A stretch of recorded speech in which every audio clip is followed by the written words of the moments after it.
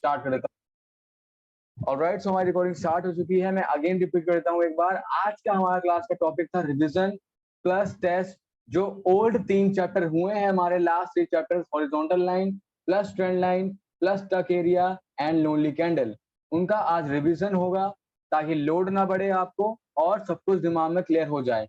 Plus doubts भी clear होंगे उन 3 चैप्टर से रिलेटेड, कंफ्यूजन भी क्लियर होंगी सारी, और साथ ही टेस्ट भी होगा। यानी कि मैं रैंडमली आप में से ही किसी को होस्ट बनाऊंगा, वो अपनी स्क्रीन शेयर करेगा और फिर मैं उसको सबके सामने टारगेट दूंगा कि आपको लाइक घोष एसएनआर ढूंढना है या फिर आपको कोई वीएसएसएनआर ढूंढ के उस पर ट्रेड लेनी है, एक आइटम निकालना है, ट्रेंड ढूंढना है, आपको टारगेट दूंगा उसको और वो पूरा करना है। ठीक है, सो बी रेडी। इंटरेस्टिंग क्लास होने वाली है सबके लिए ताकि सब सीख पाए, आगे बढ़ पाए अल्टीमेटली।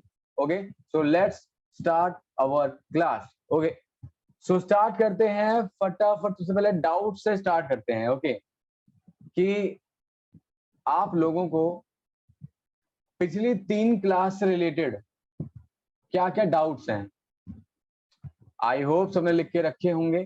ठीक है, फटाफट जल्दी जल्दी डाउट भेजो। चैट हिस्ट्री सबके लिए खुली हुई है। ओके, ताकि वो मैं क्लियर करना स्टार्ट करूं। अखिल, स्टक एरिया समझ नहीं आ रहा है। स्टक एरिया समझ नहीं आ रहा है आपको? अच्छा, देखो स्टक एरिया में तुम्हें, चलो स्टक एरिया समझ नहीं आया है। स्टक स्टक एरिया पर फाइंड नहीं कर पा रहा हूँ स्टक। ठीक है, देखो एक स्टक एरिया मुझे सामने दिख रहा है, ये वाला तुम्हारे यहाँ पे सामने ही एक स्टक एरिया मेरे को दिख रहा है। सर लोनली कैंडल फाइंड नहीं कर पा रहा हूँ। लोनली कैंडल तो सब फाइंड कर, सब कर पा रहे हैं, तो अल्टीमेटली उसमें डाउट नहीं होना चाहिए। हाँ मानता हूँ स्टक एरिया थोड़ा सा कंफ्यूजिंग हो सकता है, क्योंकि अल्टीमेटली कंसोलिडेशन में और पैटर्न में और स्टक एरिया में कभी कभी ना पता करना मुश्किल होता है अल्टीमेटली।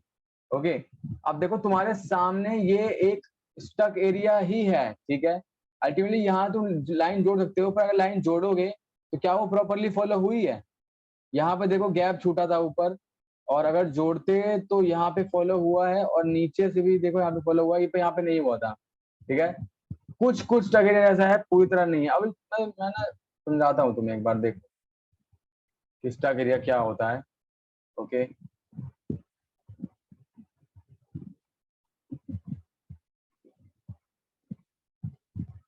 देखो स्टक एरिया मतलब मान लो कि स्टक एरिया में क्या होता है।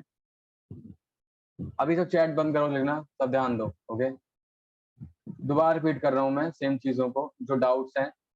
मार्केट किसी भी लय में चल रही हो, देखो इसको बोलते हैं कंसोलिडेशन। तुम्हारे सामने फर्क पता करो कि क्या फर्क होता है कंसोलिडेशन में और एक स्टक एरिया में। कंसोलिडेशन में मार्केट ऊपर नीचे एक ही जगह पर रुक के कंसोलिडेट करेगी, लाइक एफएसएलसी।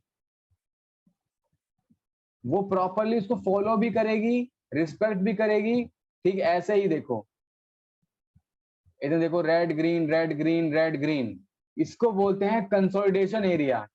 ठीक है, और ये कोई कंसोलिडेशन नहीं होता है, ये तो तुम्हारा एक पैटर्न है। मार्केट एक लय में चल रही है, इसी के अंदर है, तुम्हें दिख रहा है। और ये तुम्हारा एक फ्लैग एंड पोल पैटर्न दिख रहा है। देखो यहाँ से फ्लैग, यहाँ से स्टार्ट होगा, ये है पोल, ये है राइजिंग वेज, राइजिंग वेज है। ठीक है, फ्लैग एंड पोल नहीं है, राइजिंग वेज है। ठीक है, ये तुम्हारा राइजिंग वेज पैटर्न हमारा आगे क्लास होगी, सीखेंगे। ओके, वेज का मुंह ऊपर होता है और फ्लैग का मुंह नीचे होता है, ये एक सबसे बड़ी पहचान है पता करने की। ओके, देखो ब्रेकआउट हुआ और बूम। ठीक है, तो ये तो एक पैटर्न है, तो तुम कभी भी ऐसे कंसोलिडेशन एरिया को स्टक एरिया मत समझ लेना। पहली बात तो ये कि स्टक एरिया ट्रेंड वाइज नहीं होगा, वो हॉरिजॉन्टल वाइज होगा, यानी कि 2 एसएनआर के बीच में फंसेगा। दूसरी चीज, वो एफएफएलसी नहीं होगा कि वो red green red green red green करे कि तुम उसको वो मान लो कि ये तो स्टक एरिया है, वो नहीं होगा। थर्ड चीज, उसमें मार्केट थोड़ा सा उल्टा चलेगा, टेढ़ा चलेगा। मतलब जान मान लो कि अल्टीमेटली क्या होता है लेवल्स पर, प्राइस आता है, प्रॉपरली क्लोज करता है, तब रिवर्सल होता है। लेकिन स्टक एरिया के जोन में क्या होता है, मार्केट आके भले ही हल्का सा गैप रहे, वो तब भी रिवर्सल हो जाएगा, या फिर मार्केट हल्का सा ब्रेक भी कर दे, तब भी रिवर्सल हो जाएगा, यहां तक कि फेक ब्रेकआउट देके भी अंदर अंदर प्राइस आ जाता है अल्टीमेटली। तो तो ये तरीका होता है पता करने का, स्टक एरिया में कुछ हरकतें होती हैं ये वाली, कि गैप होने के बावजूद रिवर्सल होना, ब्रेकआउट होने के बाद रिवर्सल होना, ये सब चीजें तुम्हें जिस एरिया में देखने को मिल रही हैं, समझ लो वो तुम्हारा स्टक एरिया है, as simple as that. I hope समझ में आ गया होगा, इसके अलावा कुछ ज्यादा इसमें है नहीं, ऐसे ही समझते हैं इसको, इतनी ही इसकी पहचान होती है, ठीक है। जैसे देखो मार्केट ये हो तो सकता है, बट पूरी तरह मैं इसमें कंफर्म नहीं हूँ कि ये है कि नहीं।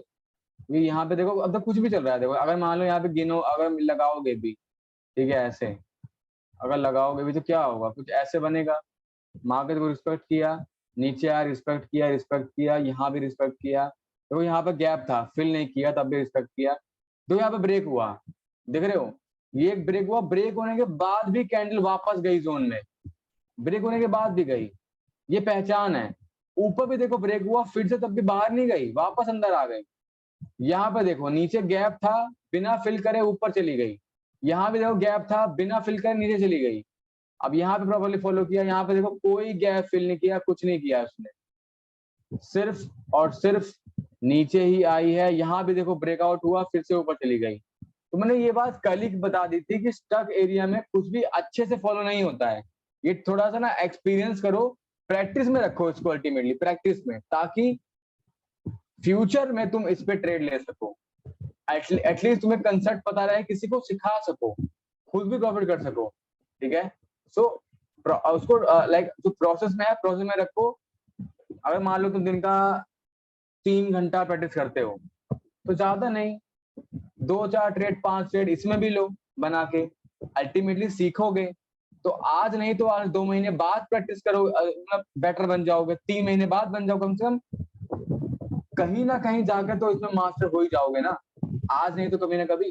तो प्रैक्टिस में रखना है इसको, और मैंने बता दिया तरीका पता करने का। ऐसे ही बनता है स्टक एरिया, जिसमें मार्केट दो असनान लेवल के बीच में फंस जाता है और उसमें कुछ भी करता है, गैप होने के बावजूद रिवर्सल होगा, ब्रेकआउट होने के बाद रिवर्सल होगा, कुछ भी करेगा, इसको बोलते हैं stuck area, as simple as that. I hope सबको क्लियर हो गया होगा। रियल अमाउंट में सब इसको अवॉइड करना, रियल अमाउंट में किसी को ट्रेड नहीं लेनी, डेमो में तुम खुल के इसको प्रैक्टिस करो, प्रैक्टिस में लाओ और ट्रेड करो। ओके चलो डन, ये डाउट क्लियर हो गया, ठीक है। नेक्स्ट डाउट बताओ जल्दी, बताओ न्यू डाउट या फिर न्यू कंफ्यूजन या फिर कोई सवाल लास्ट 3 चैप्टर से रिलेटेड, जल्दी स्टार्ट करो। लोनली कैंडल का किसी 2-4 लोगों का लोनली कैंडल डाउट है, देखो लोनली कैंडल मैंने बताया था कुछ भी नहीं होता, मैंने तुम्हें लोनली कैंडल का डाउट है जिसको, ये लो जी मैंने बना रखा था, कहाँ गया, यूएसडी आईएनआर, तुम्हें ये लेवल दिख रहा है, ये लोनली कैंडल लेवल है, ठीक है। पता है कब बनाया था मैंने, ये दिखाता हूं कब बनाया था, ये रहा अपना ग्रुप, ठीक है। अगर इसमें ऊपर चलेंगे, ठीक है, तो देखो मैं दिखाता हूँ तुम्हें,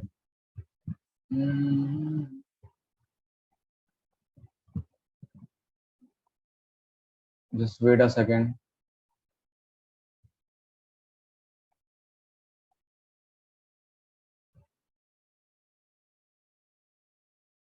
सब लोग यहाँ पे ना प्रैक्टिस करते हैं, मेरे को देख के बहुत अच्छा लगता है लिटरली।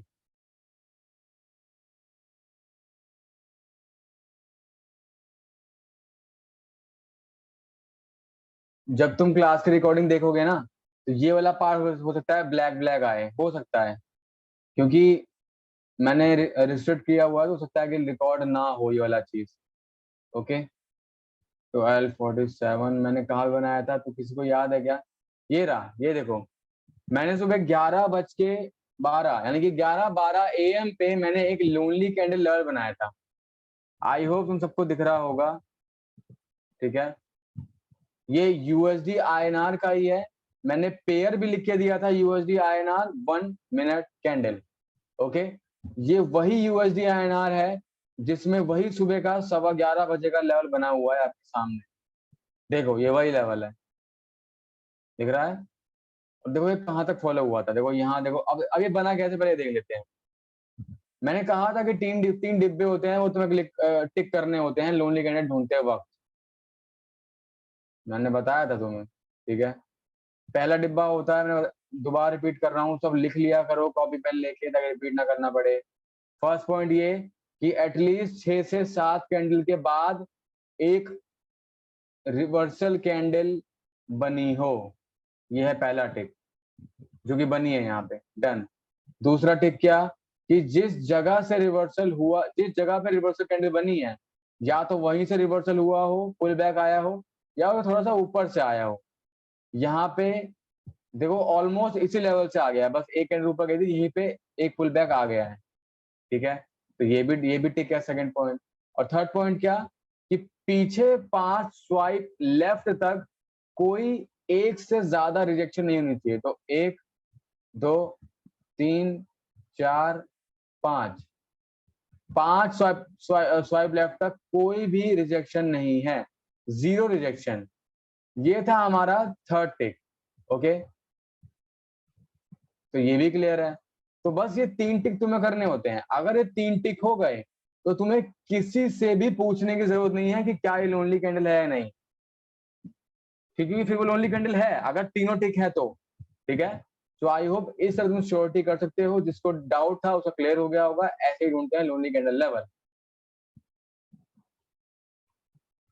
ठीक है। आई होप क्लियर हो गया। अब देखो कहाँ तक फॉलो हुआ, देखो यहाँ पे फॉलो हुआ, यहाँ पे हुआ, यहाँ पे हुआ, यहाँ पे हुआ, यहाँ पे देखो कितना अच्छा फॉलो हुआ, यहाँ भी हुआ, यहाँ भी हुआ, एकदम स्मूथ तरीके से। यहाँ भी फॉलो हुआ, फिर ब्रेकआउट हुआ, फिर देखो ब्रेक करके भी रिवर्सल दिया, यहाँ पे फॉलो नहीं हुआ, फिर यहाँ पे हुआ, यहाँ पे, फिर देखो पूरा रिजेक्शन का एरिया है ये, हर जगह रिएक्ट हुआ है, यहाँ भी हुआ है, एटलीस्ट ब्रेक करके रिवर्सल तो दिया है ना।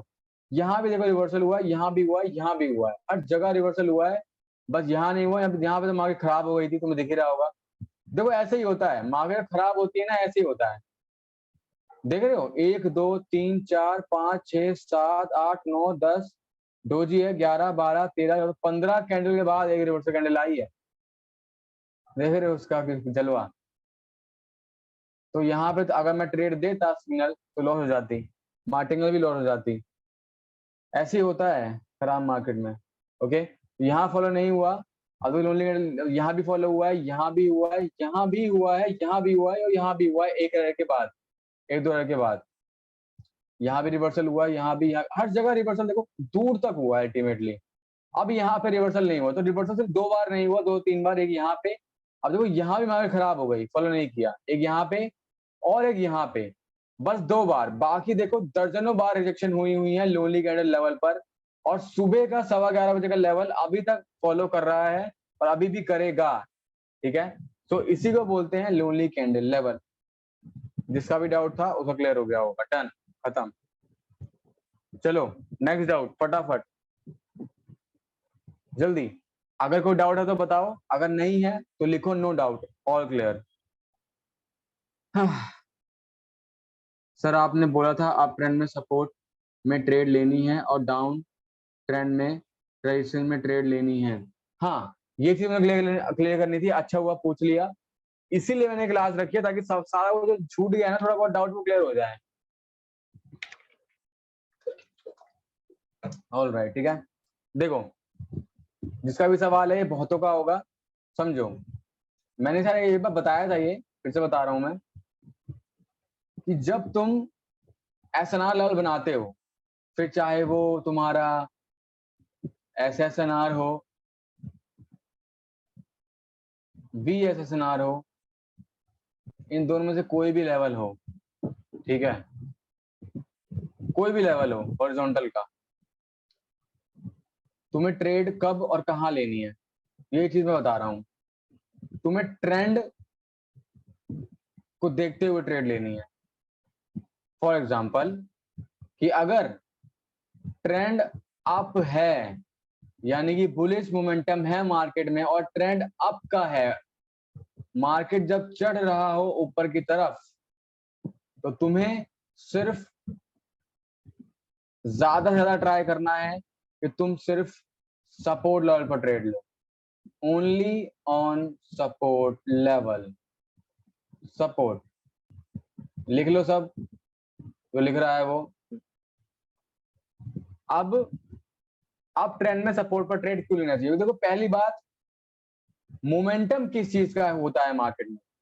मोमेंटम है बायर्स का। कौन हावी है इस वक्त मार्केट में? बायर्स हावी हैं। तो यानी कि बाइंग मार्केट में, बुलिश मार्केट में, अप ट्रेंड में जब भी मार्केट किसी सपोर्ट एसएसएनआर लेवल पर आती है, एसएसएनआर या फिर वीएसएसएनआर ऐसे लेवल पर आती है सपोर्ट पर, तो सपोर्ट पर ट्रेड लेने का बेनिफिट होता है, क्योंकि वो डायरेक्शन ही अपनी है, क्योंकि हम ट्रेंड के डायरेक्शन में ट्रेंड के साथ ट्रेड ले रहे हैं ऊपर की तरफ, वो भी सपोर्ट लेवल पे।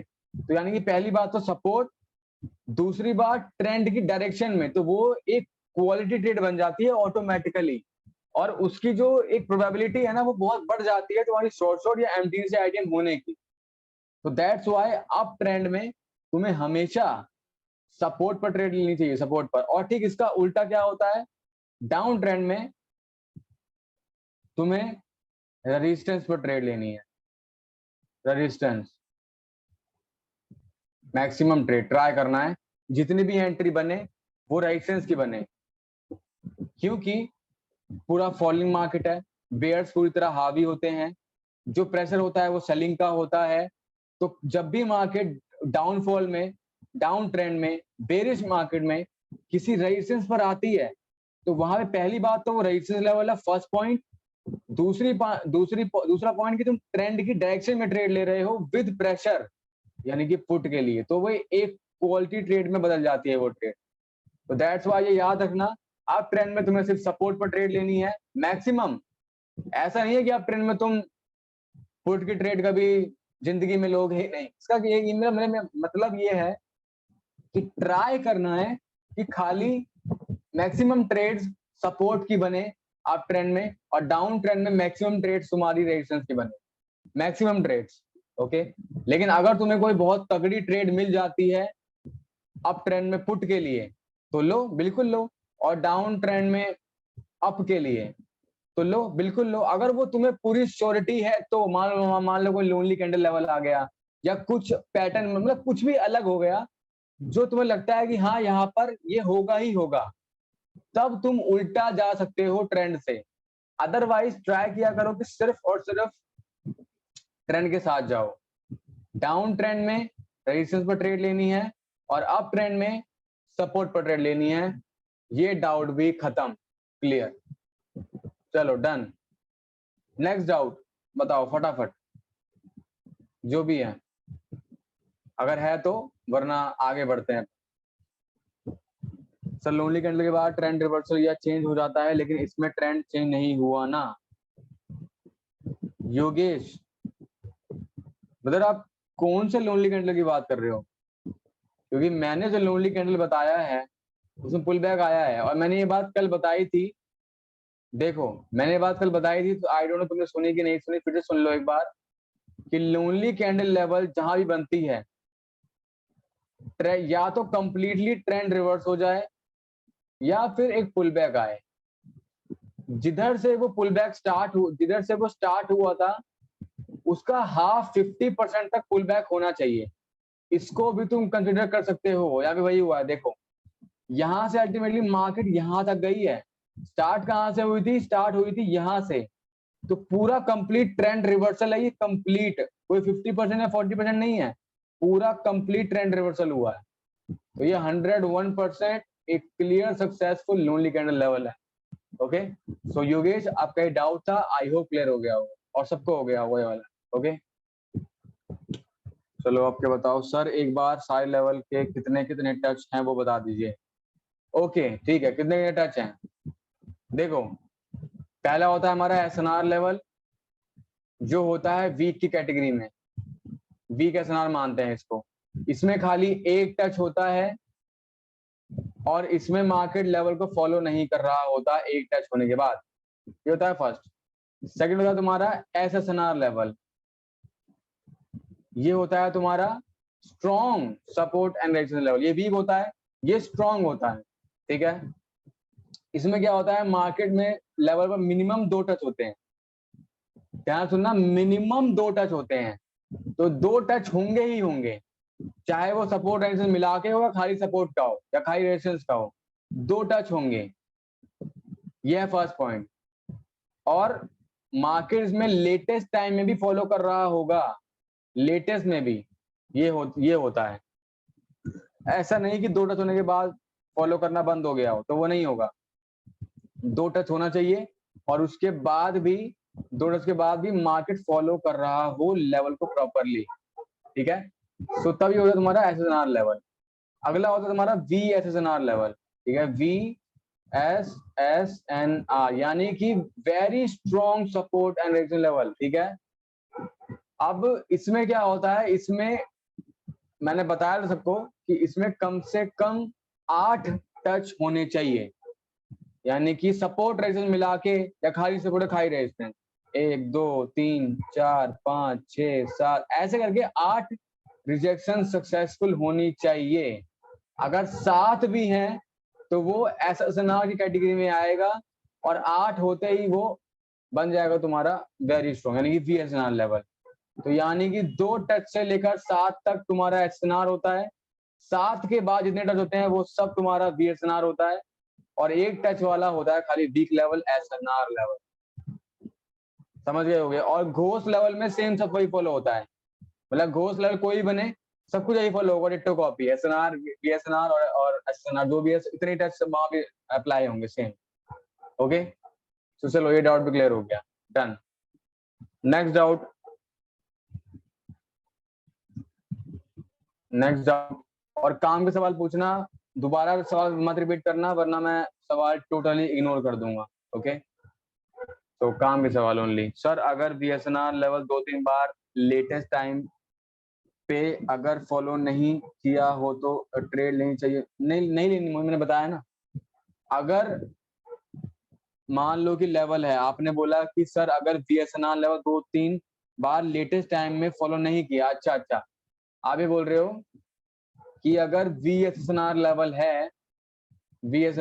है जिसमें 8 टच हुए हैं मिनिमम कैसे भी करके, और अगर वो लेटेस्ट टाइम में फॉलो करना बंद कर दे तो क्या वहां पे ट्रेड लेंगे? नहीं लेंगे, ठीक है।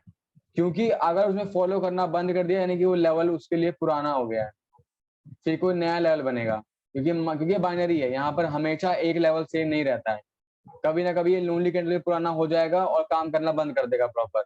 तो जब भी कोई भी लेवल हो, भले वो लोनली कैंडल लेवल हो, वीएसएनआर लेवल, कोई भी लेवल हो, अगर वो फॉलो करना बंद हो गया तो ट्रेड नहीं लेनी तुम्हें, बात खत्म, डन। डाउट क्लियर है वाला भी। Next doubt, next doubt. Daksh trader, McDonald's asset में cup and handle. Brother cup and handle अभी जब सिखाया ही नहीं तो उस पर मैं क्यों लेके जाऊं? अभी पैटर्न क्लास हमारी आगे होगी, जब होगी तब उस पर चलेंगे। ओके, अभी जो हमने 3 चैप्टर करे हैं उसका चल रहा है डाउट, कंफ्यूजन और रिवीजन, तो उसके सवाल पूछो। ओके, सो किसी का डाउट है बचा या फिर खत्म? अगर सब कुछ क्लियर है तो लिख दो चैट में यस ऑल क्लियर। अगर डाउट है डाउट लिखो, अदरवाइज लिखो क्लियर ताकि हम आगे बढ़े जल्दी। हाँ, फटाफट। अगर क्लियर है तो लिखो क्लियर, अगर डाउट है तो डाउट लिखो, मतलब अपना सवाल ही लिखो प्रॉपर फिर। ओके क्लियर, ओके ओके खत्म sir, clear, yes all clear, clear.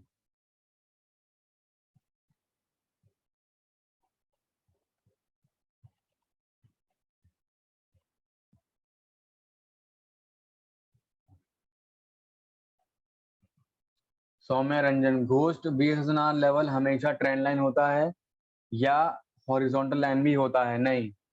Saumya Ranjan, पहली बात घोस्ट का मतलब क्या होता है? छुपा हुआ।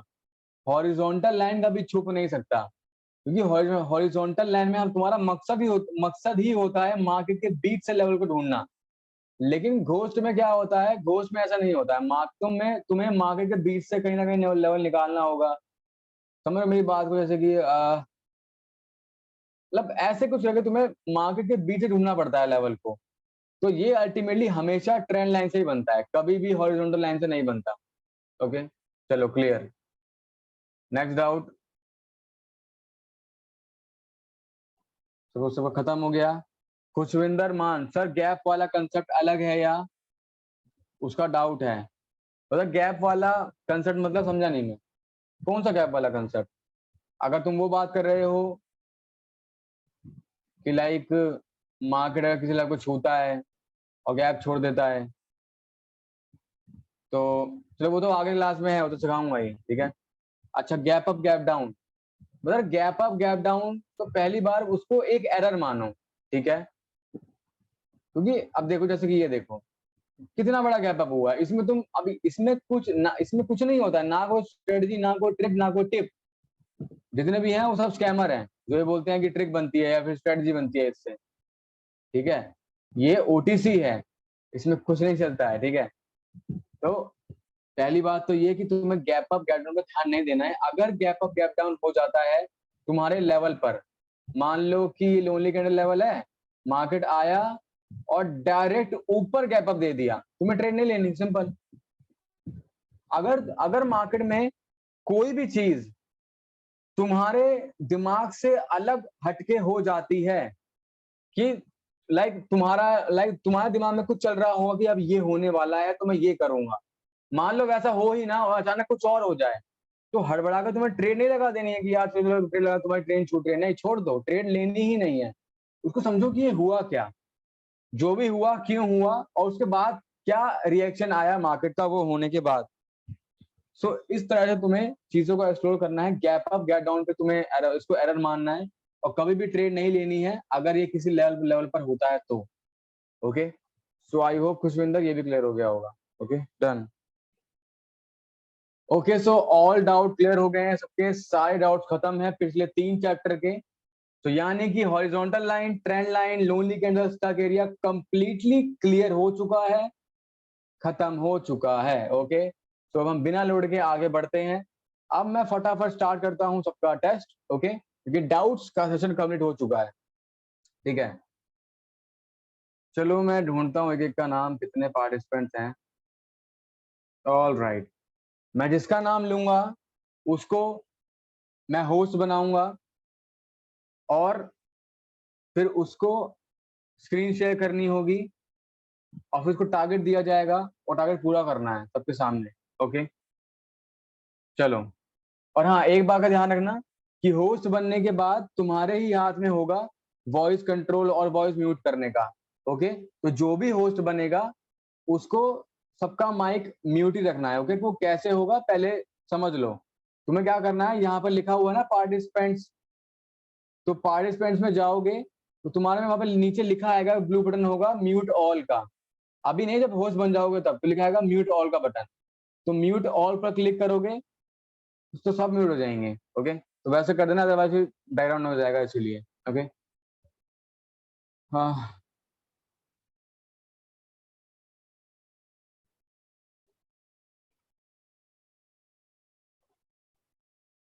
कोई बोल रहा है कि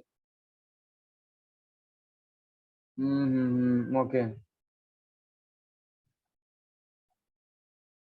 ठीक है। सो मैं सबका नाम, मैं नाम फाइंड कर रहा हूँ, वेट करो 1 मिनट कि किसको स्क्रीन शेयर करनी है।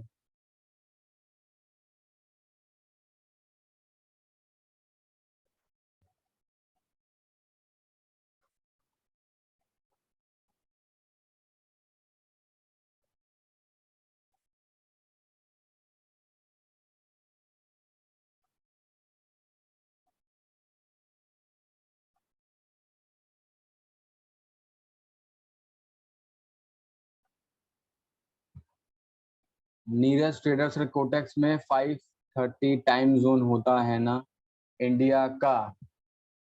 हाँ ब्रदर, मेरे अकॉर्डिंग तो 5:30 होता है।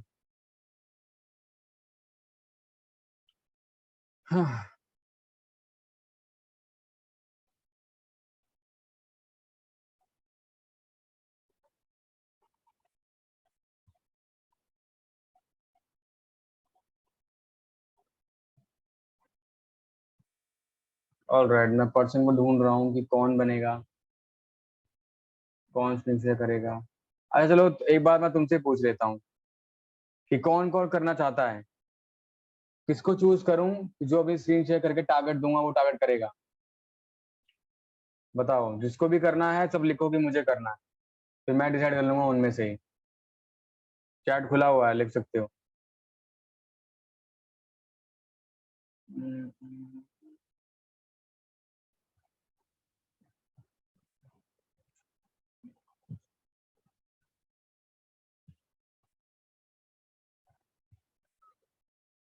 उपासक ने भेजा है मुझे चूज करो, जतिन ने भेजा है, अखिल ने भेजा है। Okay Yogesh, choose me, I will try my best sir. Dinesh, मैं, बट फोन में भाई और नेट इशू है तो अटकेगा। Okay no problem. योगेश, चलो मैं योगेश को करता हूँ। ओके योगेश को चूज कर लिया गया है। ओके सो योगेश, मैं आपको होस्ट बनाने वाला हूँ, ठीक है। सो बी रेडी। होस्ट बनते ही पैर सबको म्यूट कर देना ध्यान से, वरना फिर नॉइज आएगा। ओके संदीप, टेंशन मतलब सबको मौका मिलेगा क्या करके, सबको तो नहीं मिल पाएगा पर कुछ को तो जरूर मिल जाएगा।